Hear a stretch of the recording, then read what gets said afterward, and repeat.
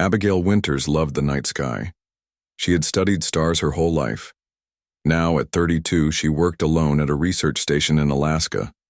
Far from city lights, she could see the stars better here. Her job was to look for unusual things in space, and today she found something very strange. Her computer started beeping at midnight. Something was moving toward Earth, something big. It moved faster than anything humans had ever built. Abby checked her equipment twice. There was no mistake. Something was coming. She called her bosses in Washington. They didn't believe her at first. Then other stations around the world saw it too. The object slowed down as it neared Earth. That wasn't normal. Meteors didn't slow down. Satellites didn't move like that. Whatever this was, it controlled its own path. The military got involved quickly. Fighter jets scrambled. Missile systems went on alert. But the object ignored all attempts to contact it. It changed course suddenly, heading straight for Abby's small research station. "It's coming here," she whispered to herself, watching the tracking screen. Her hand shook as she poured another cup of coffee. The facility was empty except for her. The next supply drop wasn't due for 2 weeks. She was truly alone. The object appeared in the sky above the station. It glowed slightly, a dark shape against the stars. Abby grabbed her coat and ran outside with her camera. The cold hit her face like a slap. Her breath made white clouds in the air as she looked up. The craft, because it had to be a craft, hovered silently. It was black like polished stone, shaped like a teardrop. It had no visible engines or windows. As Abby watched, it gently descended to the open field beside her station. It made no sound at all. Abby's phone rang. It was General Pat Hodges from Air Defense Command. "Dr. Winters, do not approach that object. I repeat, do not approach. We have teams on the way. They'll be there in 3 hours. "Yes, sir," Abby said, but her eyes never left the strange craft. It sat on the snow, not melting it. The surface seemed to move slightly like water, though it kept its solid shape. After she hung up, Abby decided to take readings. That wasn't the same as approaching, she told herself. She went back inside for her scanning equipment. When she returned, she pointed the devices at the craft from a safe distance. The readings made no sense. The scanner showed materials not found on Earth. The energy patterns didn't match anything in her database. This was truly alien technology. "Impossible," she whispered. But the evidence was right in front of her. A new sound came from the craft, a soft humming, almost musical. As Abby watched, a section of the black surface began to change. It opened like a mouth, revealing a hallway inside. Warm amber light spilled out onto the snow. There were no doors or hinges. The material simply reshaped itself. Abby knew she should wait for the military team. She knew the protocols for possible alien contact. She had signed documents promising to follow these rules. But her scientific curiosity was too strong. This was the discovery of a lifetime, of many lifetimes. How could she just stand there? "I'll just take a quick look," she promised herself. Just from the doorway. She approached slowly, her scanner in hand. The readings grew stronger. The material of the ship was doing impossible things on an atomic level. The hallway beckoned with its warm light, so different from the cold Alaskan night. At the entrance, Abby hesitated. This was humanity's first contact with something truly alien. History would remember this moment. She took a deep breath and stepped inside. The hallway was warm. The walls glowed with soft light that seemed to come from within the material itself. The floor felt slightly springy under her boots. As she moved forward, she noticed the walls changed slightly, adjusting their shape as she passed. "Hello?" she called out. Her voice sounded different inside the craft, richer somehow. There was no answer. The hallway curved gently to the right. Abby followed it, noticing strange patterns on the walls. They looked like writing or perhaps mathematical formulas. Some seemed familiar. She recognized symbols similar to those used in quantum physics. Her scanner showed the air was breathable, similar to Earth's, but with slight differences. There were trace elements she couldn't identify. The temperature, was perfectly comfortable, even though she still wore her heavy coat. The ship seemed to respond to her presence. The lights brightened slightly in front of her, dimming behind as if guiding her forward. A faint sound, like distant wind chimes, came from ahead. The passage opened into a round room. The ceiling arched high above, dotted with points of light like stars. The walls were covered with more of the strange symbols, but these moved and shifted as if alive. In the center of the room was a pool of what looked like liquid silver or mercury. The surface rippled with patterns and images Abby couldn't understand. And there, standing on the far side of the pool, was a being unlike anything Abby had ever seen or imagined. The alien was tall, at least 7 feet. Its skin shimmered with colors that shifted like oil on water, currently showing shades of blue and purple. It had a generally humanoid shape, but with 4 arms instead of 2. Its face had 2 sets of eyes, larger on top and smaller below. They had vertical pupils that widened as it saw Abby. Most startling of all, the alien wore nothing. Its body was bare, revealing a form both familiar and utterly strange. Patterns of light moved under its skin like flowing rivers.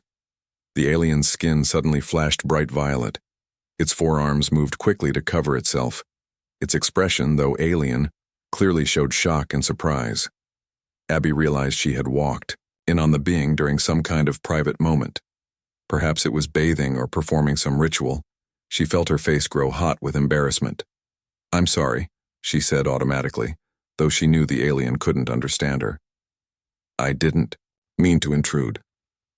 For a long moment they simply stared at each other, human and alien, 2 intelligent species meeting for the first time in the most unexpected way possible. Neither moved. The only sound was the soft hum of the ship around them, the alien princess, for something about its bearing suggested royalty or importance, stood bare when Abby entered, and her shock said everything. This wasn't a planned first contact. Abby had surprised her as much as the alien had surprised Earth. In that strange moment, looking into those alien eyes, Abby knew her life would never be the same. Humanity would never be the same. Whatever happened next would change the course of history forever. The alien moved first, breaking the frozen moment. Her skin color changed from shocked violet to a calmer blue. She reached out with one of her forearms, and a silvery cloth seemed to appear from nowhere. It flowed around her body like water, hardening into a kind of dress that shimmered in the light. When she spoke, her voice sounded like music. The sounds weren't words Abby could understand, but they had a pattern and beauty to them. The alien's top pair of eyes blinked in a rhythm as she spoke. "I can't understand you," Abby said. She put her hand over her heart, hoping the gesture might mean peace in any language. The alien tilted her head. All 4 eyes blinked again, one after another in sequence. She moved toward a wall where symbols glowed. She waved her lower right hand across the surface, and the symbols rearranged themselves. The ship made a humming sound that grew louder. Suddenly, tiny points of light surrounded Abby like fireflies. They moved over her body from head to foot, not touching her but clearly, scanning her somehow. "Neural pattern recognized. Language acquisition initiated," said a voice inside Abby's head. It wasn't exactly hearing. The words formed directly in her mind. "I am Lyra, sovereign protector of the celestial nexus. Your presence here is unexpected." Abby almost fell over in shock. "You're in my head. How are you doing that?" "Direct neural interface," the voice replied. "Your language is simple. My ship has already mapped its basic structures. More complex concepts will follow as we continue to communicate." "My name is Abigail Winters," Abby said aloud, though she realized she probably didn't need to speak. "I'm a scientist from Earth, this planet." "I know what planet this is," Lyra replied, her skin shifting to a light green color. "I did not intend to make contact yet. My landing here was not entirely planned." A loud ringing sound came from Abby's pocket, her phone. She had forgotten about the military teams coming. She pulled it out and saw General Hodges calling again. "Dr. Winters, our teams are an hour out. What's your situation?" The general's voice sounded tense. "I'm fine," Abby said, watching as Lyra observed the phone with clear interest. "But there's something you should know. There's someone inside the craft, a living being, and we can communicate." Silence on the other end. Then, "You went inside? Against direct orders?" "Yes, sir." "I'm sorry, but this is important. We need linguists. Not soldiers, she's peaceful." "She?" the general asked. "The alien. Her name is Lyra. She's not human, but she's a person. A female person, I think. At least that's how she appears." More silence. Then, "Stay where you are. Document everything. We're bringing in the first contact team. Don't do anything else without authorization." "Yes, sir," Abby said, but her mind was racing with questions she wanted to ask Lyra. After hanging up, she turned back to the alien. "More of my people are coming. They won't hurt you, but they'll have many questions." "As I have for you," Lyra replied. Her mental voice was becoming clearer, gaining subtle tones that made it sound more natural. "Why did you enter my ship? Were you not afraid?" "Curiosity," Abby said honestly. "I've spent my life looking for signs of life beyond Earth. I couldn't wait any longer." Lyra's skin rippled with a golden color that somehow conveyed amusement. "Curiosity is a quality my people value highly. Perhaps we are not so different." Over the next hour, they talked. Lyra explained that her species had achieved technological advancement far beyond humans thousands of years ago. They had spread across multiple galaxies, eventually evolving beyond physical bodies. Most of her people now existed as pure energy, exploring dimensions humans couldn't even perceive. "But some of us maintain physical form," Lyra explained, moving around the central pool. Symbols floated on its silver surface. "We serve as guardians of knowledge, and as ambassadors to younger species." "Like humans?" Abby asked. "Yes. We have observed your development for centuries. Your rapid technological growth in recent times has been concerning to some of my people. Others find it fascinating." "And what do you think?" Abby asked. Lyra's skin shifted to a thoughtful silver color. "I think your potential is great, but so are your conflicts. You fight amongst yourselves over resources that are plentiful in the cosmos. You damage your world without understanding its value." "Not all of us," Abby defended. "Many humans work to protect our planet and create peace." "That is why I'm here," Lyra said. Her skin darkened suddenly to a deep blue, almost black. "To assess whether your species is ready for what is coming." "What's coming?" Abby felt a chill that had nothing to do with the Alaskan cold outside. Before Lyra could answer, the ship made a different sound, a series of sharp tones that clearly meant something to the alien. Lyra moved quickly to the pool in the center of the room. She passed all four hands over the surface and images appeared in the air above it. Abby saw what looked like a star map. Several points of light were blinking red. Lyra's skin paled to an ashy white color that somehow conveyed fear. "What's wrong?" Abby asked. "They have found me sooner than expected," Lyra said, her mental voice tight with tension. "They are already in your solar system." Who's found you?" "The Void Heralds," Lyra replied, her four hands moving rapidly over the controls. "They hunt my kind across the galaxies. They destroy any civilization that has had contact with us." Abby felt her heart rate increase. "Why? What do they want?" "Knowledge is power, and my people possess knowledge beyond any other species," Lyra explained, her movements becoming more urgent. "The Heralds believe that by capturing one of us, they can extract the coordinates to our dimensional sanctuary, the place where most of my people now exist." "And do you know these coordinates?" Abby asked. Lyra stopped her frantic movements and turned all four eyes to Abby. "I am the coordinates," she said simply. "The knowledge is encoded in my genetic structure. If they capture me, they gain access to powers no single species should possess." The ship trembled slightly. Outside, Abby heard the sound of helicopters approaching. "Those are my people," she explained. "The military and scientists coming to meet you." "We have no time," Lyra said. Her skin rippled with bands of dark blue and black. "The Heralds will detect your military technology. They will target this location first. As if to confirm her words, a new alarm sounded from the ship's systems.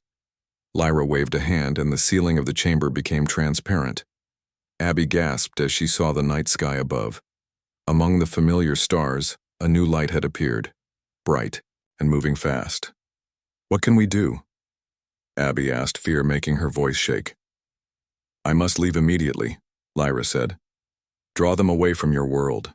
"But you just got here," Abby protested. "We have so much to learn from you. My people need to meet you." Lyra moved closer to Abby. Up close, her alien features were both beautiful and strange. Her vertical pupils widened as she studied the human's face. "Meeting me has placed your entire species in danger," she said softly in Abby's mind. "The heralds do not discriminate. They will destroy your civilization to prevent you from using any knowledge I might have shared." The ship shuddered again, more strongly this time. "They're already scanning for my energy signature," Lyra said. "We have minutes, not hours." Outside, the helicopters were landing. Abby could hear voices shouting, orders being given. The military had arrived. "I have to go out there," Abby said. "I need to warn them." "There is no time," Lyra repeated. Her skin swirled with dark colors. "I must make a decision now." She moved to the pool again and placed all 4 hands into the liquid surface. It began to glow brightly, the light pulsing in rhythm. "What are you doing?"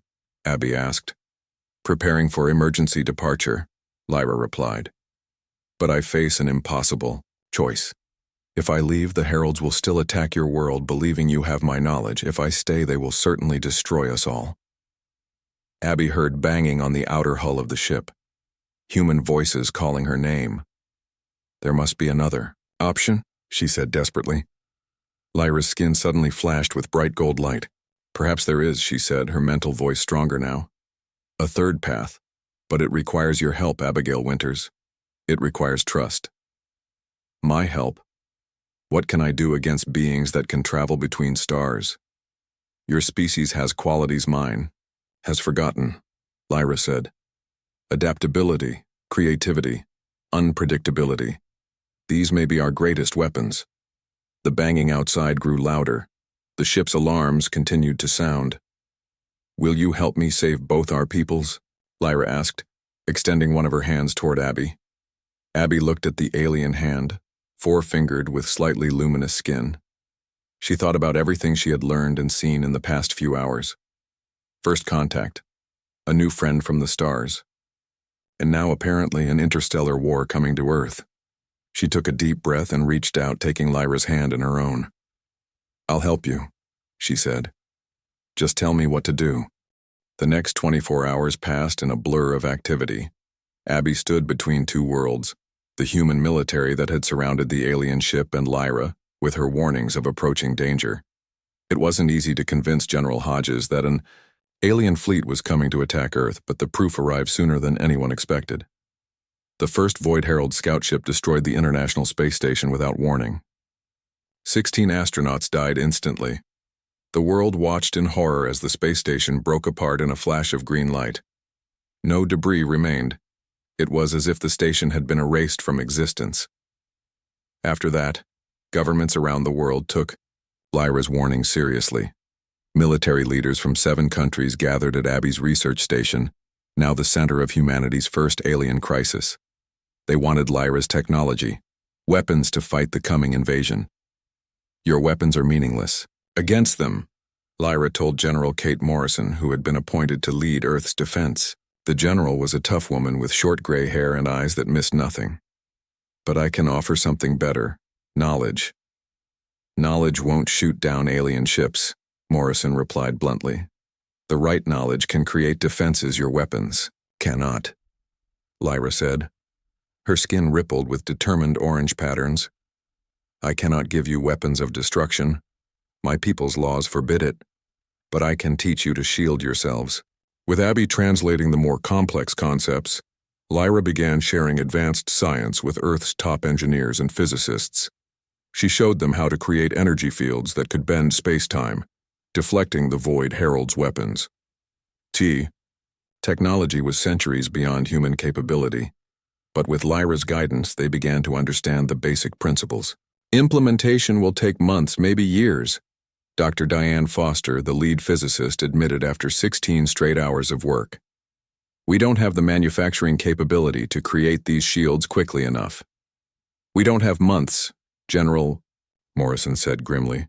The main Herald fleet will reach Earth in days, according to Lyra.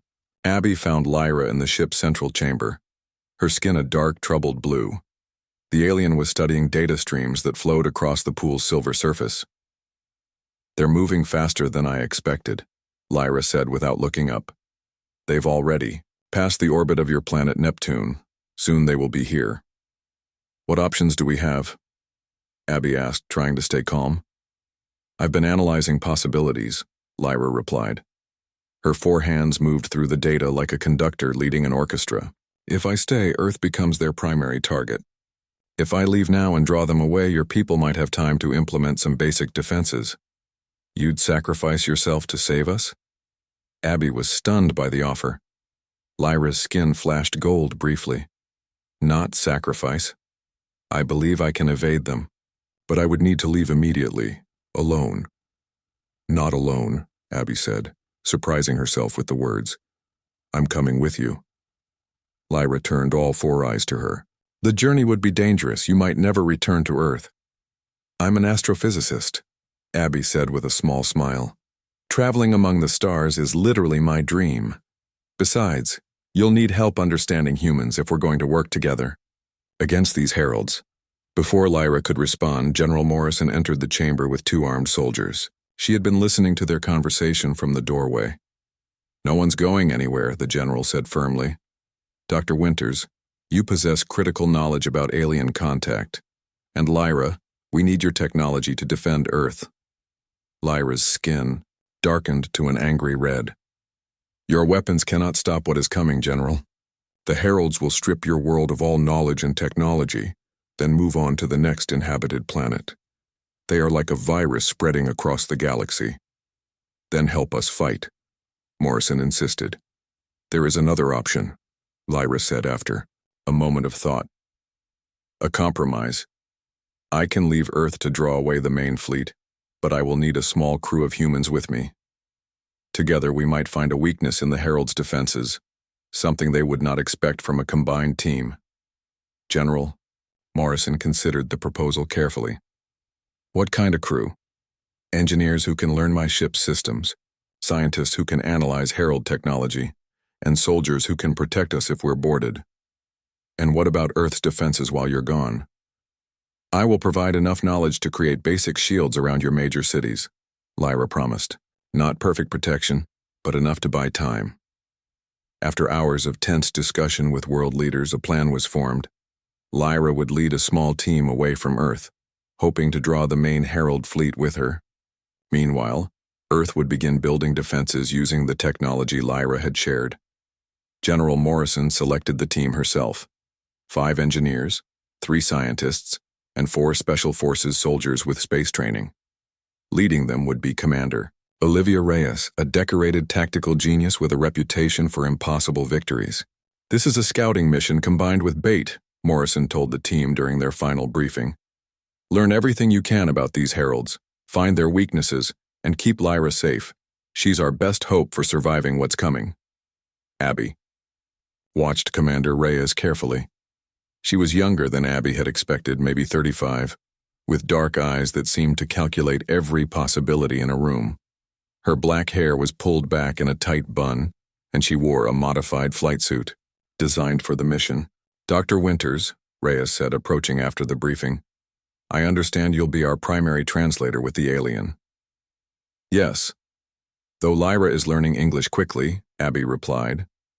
She can communicate directly with most of you now, but complex concepts still need translation. Reyes nodded.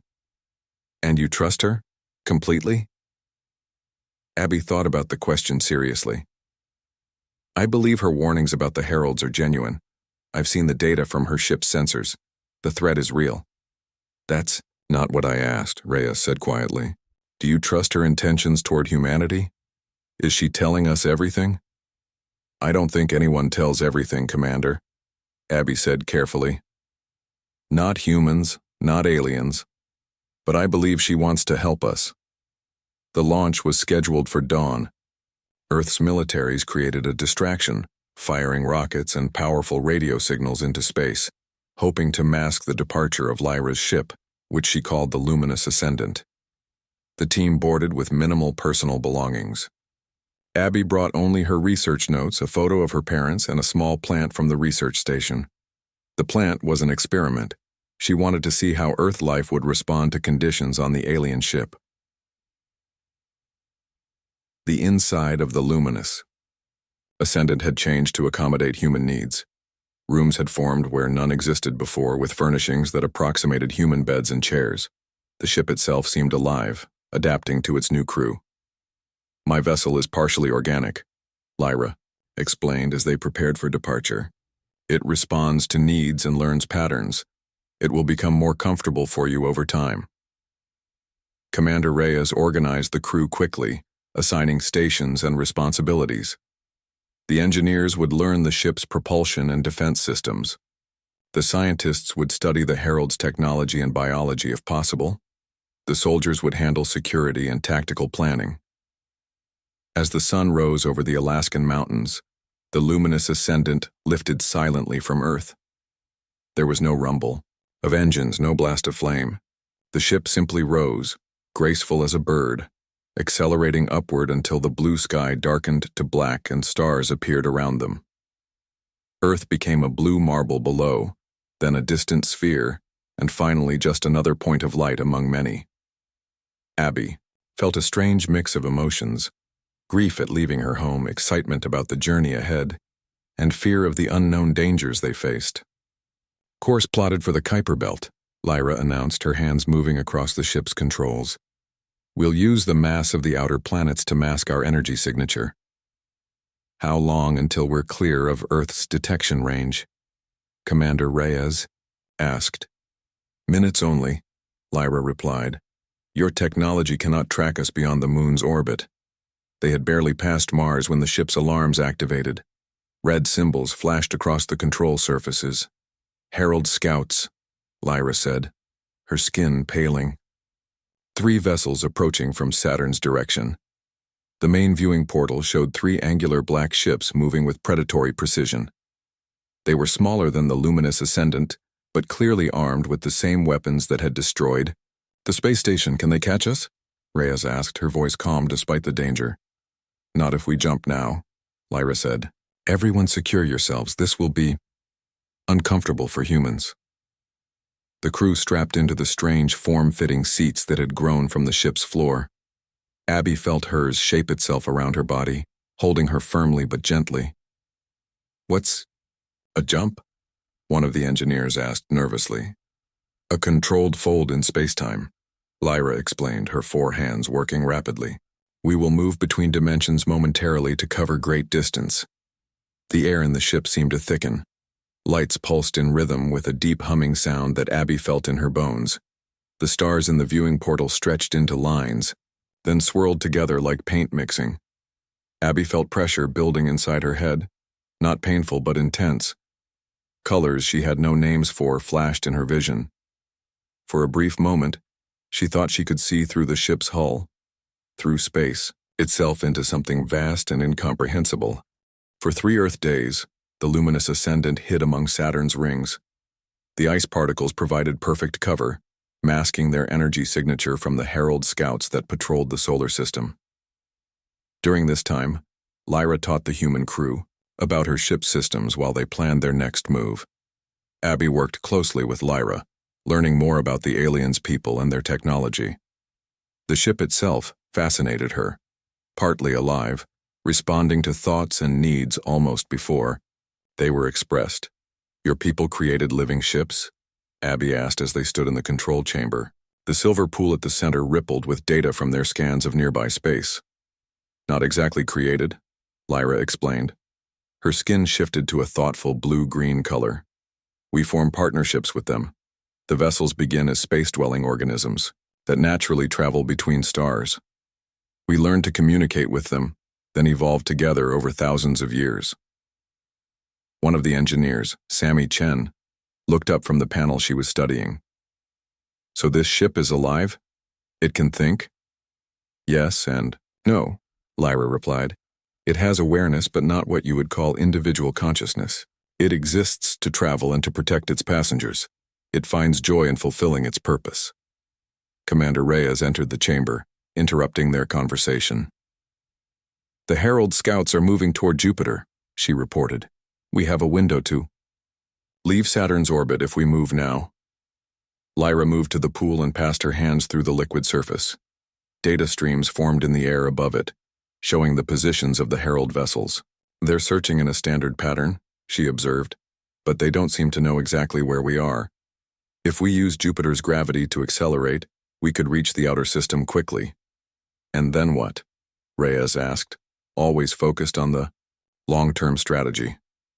We can't run forever. Lyra's skin darkened slightly.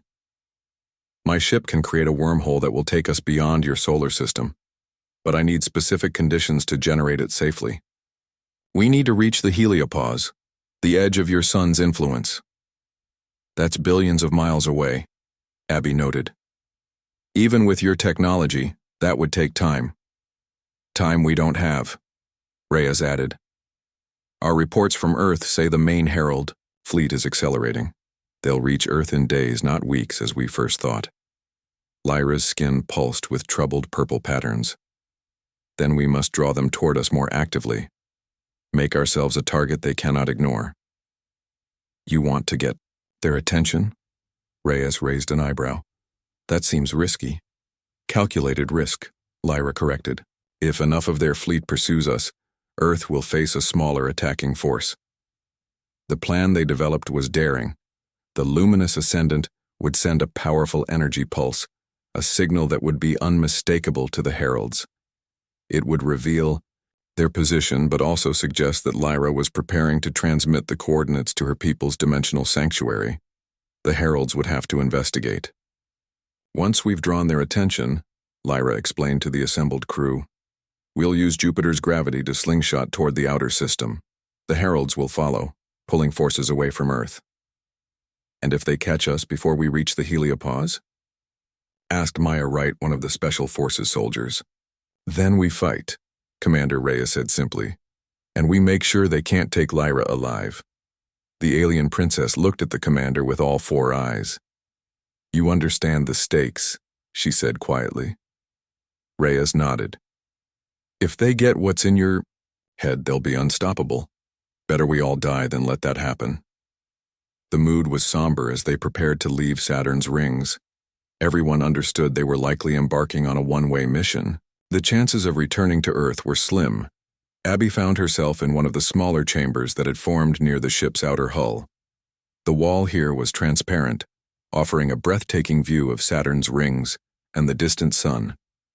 She sat, quietly, thinking about home and the strange path that had brought her here. May I join you? Lyra's voice came from the doorway. Of course. Abby shifted to make room on the bench-like growth that served as seating. Lyra sat beside her, her tall, form moving with fluid grace despite the unusual anatomy. Her skin was a calm blue now, with occasional ripples of silver. You're troubled, the alien observed. Just thinking about Earth, Abby admitted. About my family, my friends, wondering if I'll ever see them again. I understand, Lyra said. I too am separated from my people. It has been a long time since I've been home. How long? Lyra's skin flickered briefly. In your terms, about 300 years. Abby turned to look at her in surprise. 300 years? You've been alone all that time?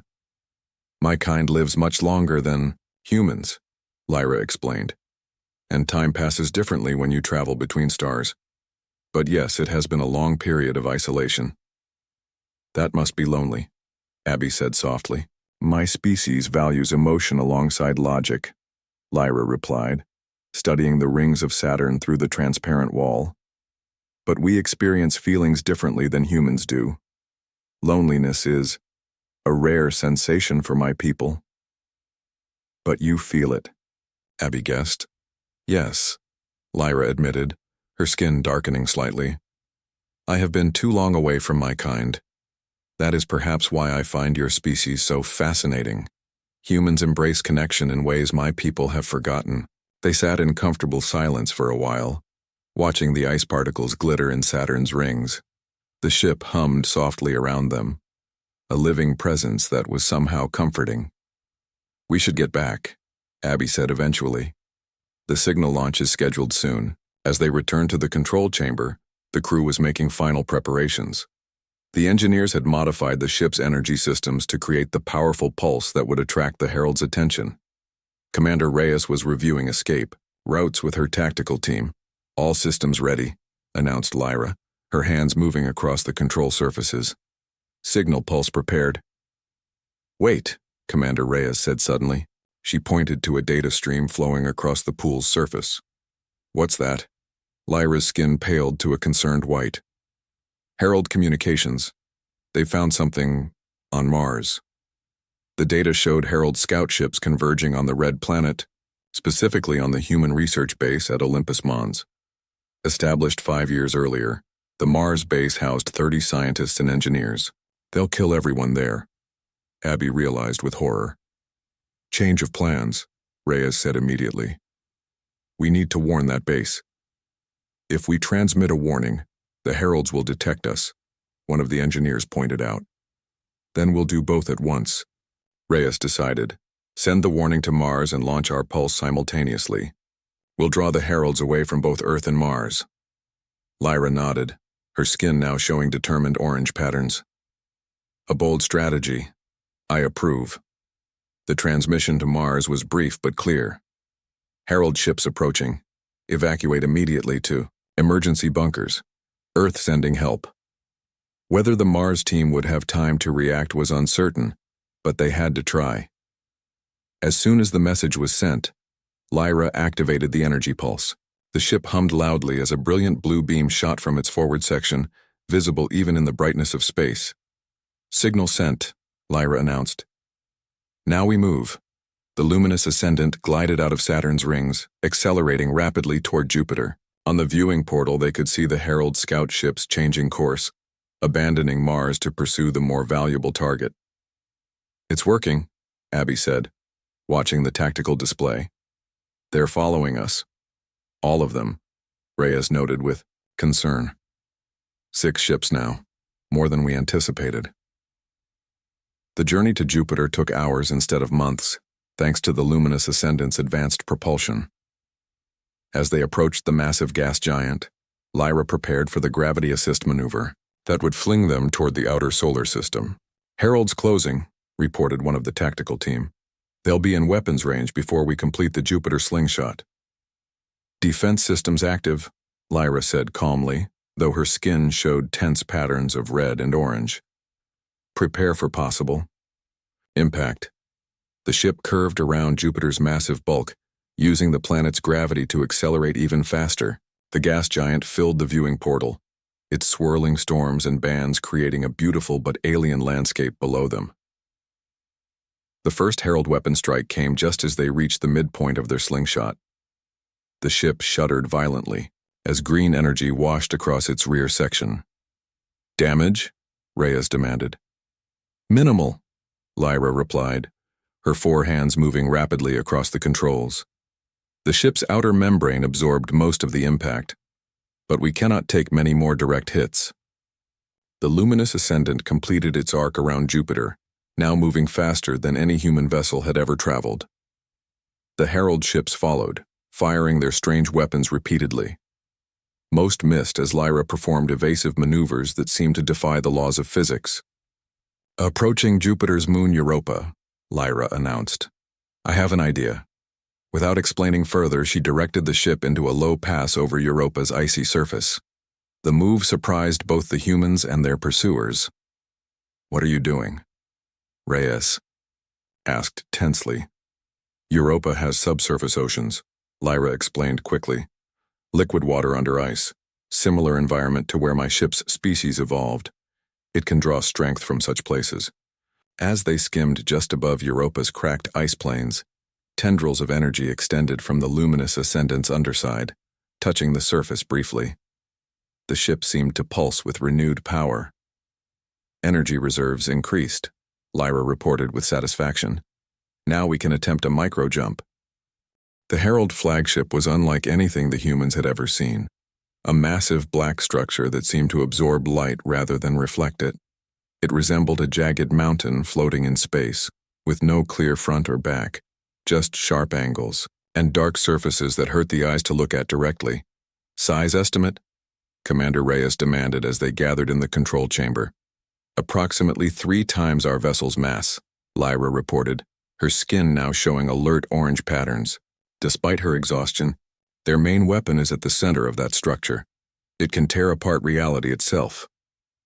The viewing portal showed the Herald ship approaching slowly, flanked by the 6 smaller vessels they had encountered before. The formation was clearly designed to prevent escape. Options? Reyes asked, her face grim but composed. We cannot outrun them in our current state, Lyra said. The ship needs more time to recover from the microjump. Fighting would be unwise. Then surrender? One of the soldiers asked incredulously. Never. Lyra's skin flashed fierce red. There is another option, one I discussed with Dr. Winters. All eyes turned to Abby. She took a deep breath and explained what Lyra had told her about the weapon encoded in her genetic structure and the neural merger required to activate it. So you two meld minds, and that creates some kind of reset weapon? Reyes summarized, looking skeptical. The science is far beyond human understanding, Lyra said without arrogance, simply stating fact. But essentially, yes, the merged consciousness creates a catalyst that activates the reality-altering field. And the risk to Dr. Winters? Substantial, Lyra admitted. Few minds could withstand such information transfer. There has to be another way, Maya Wright protested. She had become friends with Abby during their journey. If there is, we don't have time to find it, Reyes said, watching the Herald ships continue their approach. How long do you need for this procedure? Minutes only, Lyra replied. But we need privacy and safety during the process. Any interruption could be catastrophic for both of us. Reyes made her decision quickly. We'll buy you time. Engineers, divert all power to defensive systems. Tactical team, prepare for possible boarding. We hold them off as long as we can. As the crew rushed to their stations, Reyes pulled Abby aside. Are you sure about this? She asked quietly. It's your choice. Not an order. Abby looked at the approaching Herald ships, then at Lyra, whose alien features had become familiar, even comforting over their journey together. I'm sure, she said. If there's even a small chance this works, we have to try. Reyes nodded and squeezed Abby's shoulder. Good luck, Dr. Winters, it's been an honor. Lyra led Abby to the heart of the ship, a chamber they hadn't entered before. Unlike the other rooms with their organic flowing designs, this space was perfectly spherical and completely empty except for a small raised platform in the center. This is the dimensional nexus point, Lyra explained.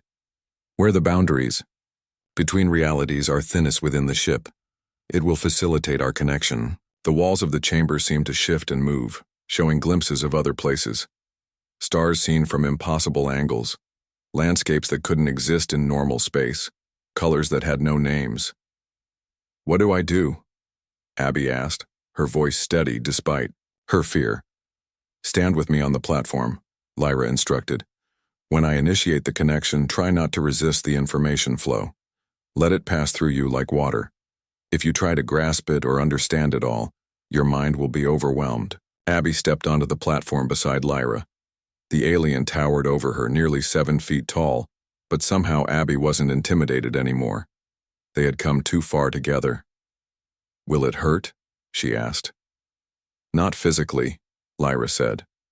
Her skin shifted to a gentle rose color that Abby had never seen before. But emotionally, it may be intense. You will experience my entire existence, and I yours. So you'll know everything about me? Every memory, every thought? Yes, Lyra confirmed. And you will know me just as completely. There can be no secrets in such a merger. The ship shuddered violently. The Herald vessels had begun their attack, We have to hurry, Lyra said. Her 4 hands moved in complex patterns, activating something within the platform. It began to glow, with soft blue light. Remember, Lyra said, her mental voice gentle now as she placed her upper hands on Abby's shoulders. Find me in the light. No matter what you see or experience, look for my consciousness. It will guide you through. Find you in the light, Abby repeated, looking up into Lyra's 4 violet eyes. I will. Lyra leaned down, pressing her forehead against Abby's. The initial contact was like a static shock, but then the sensation changed to something warm and flowing. Abby closed her eyes as images began to flood her mind. She saw Lyra's homeworld, a beautiful planet with 3 moons and rings like Saturn's. She saw cities that floated among the clouds, structures that changed shape according to the needs of their inhabitants. She felt the love of Lyra's family, the responsibility of her position as a guardian of knowledge. Then came darker memories, the first appearance of the Void Heralds centuries ago, the destruction of outposts and colonies, the fear as Lyra's people realized what they faced was not just an enemy, but an existential threat to all advanced life. Deeper still came the memories of transformation, Lyra's voluntary genetic modification, to become the carrier of the ultimate weapon. The loneliness of her mission as she traveled alone among the stars, watching civilizations rise and fall while she continued her eternal vigilance. The flow of information accelerated. Abby saw the evolution of Lyra's species from physical beings to energy entities, existing in multiple dimensions simultaneously. She glimpsed mathematical formulas that explained the fundamental nature of reality. Knowledge poured into her mind, like a tsunami, threatening to sweep away her sense of self. Find me in the light, she remembered, and focused not on the information but on the presence behind it. Lyra's consciousness, distinct and beautiful, glowed like a beacon among the flood of memories and knowledge. Abby reached for that light. With her mind, and as she did, she felt Lyra experiencing her memories too.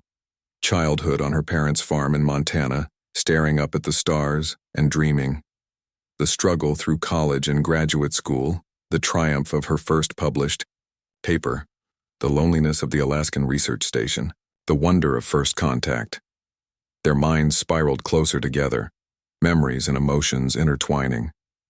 Abby felt herself beginning to dissolve, her identity merging with Lyra's. For a moment, panic flared. She was losing herself in the vast ocean of alien knowledge. Then something unexpected happened. Instead of one consciousness absorbing the other, a third awareness formed, neither human nor alien, but something new. A perfect fusion that retained the essential qualities of both. In this merged state, Abby Lyra understood the weapon completely. It wasn't a device or energy beam, but a fundamental reordering of reality itself, a reset that would return the Void Heralds to their original state before they became consumers of knowledge. The ship rocked violently again. Through the shared consciousness, they knew the Heralds had breached the outer defenses. Commander Reyes and her team were fighting, hand to hand with boarding parties, strange semi-mechanical beings that seemed more machine than organic. It was time. The merged consciousness activated the sequence encoded in Lyra's DNA. The chamber filled with concentric rings of light that expanded outward, passing through the ship's hull and into space beyond. As the field reached the Herald vessels, their attack stopped. The boarding parties froze in place, then began to change, mechanical parts falling away, revealing simpler organic forms beneath. The reset had begun, but the process was unstable. The merged consciousness realized that maintaining the field required a continuous connection, and the strain was too great. They couldn't hold the merger indefinitely without both minds being permanently lost. In that moment of crisis, Abby made a choice. Using the knowledge she had gained, she created a partition within their shared consciousness, a barrier that would allow Lyra to return to herself, while Abby remained as the anchor for the reality-altering field. No, Lyra's voice echoed within, their shared mind. You'll be lost. Not lost, Abby replied. transformed. This is my choice. Before Lyra could stop her, Abby completed the partition. Their consciousness separated, the merger ending as Lyra was pushed back into her own mind. The last thing Abby experienced was a flash of blinding light as the reality field collapsed around her. And then nothing. Abby woke up in her research station in Alaska. The same desk, the same computer, the same view of the mountains through the window. For a moment, she wondered if it had all been a dream. The alien ship, Lyra, the desperate flight through the solar system. Then she noticed the subtle glow beneath her skin, patterns of light tracing her veins like luminous tattoos. She felt different too, her mind working in ways it never had before, accessing knowledge that no human should possess. She checked the date on her computer and was shocked to discover that only 3 days had passed since the luminous ascendant had first appeared in Earth's orbit. It seemed impossible after everything that had happened.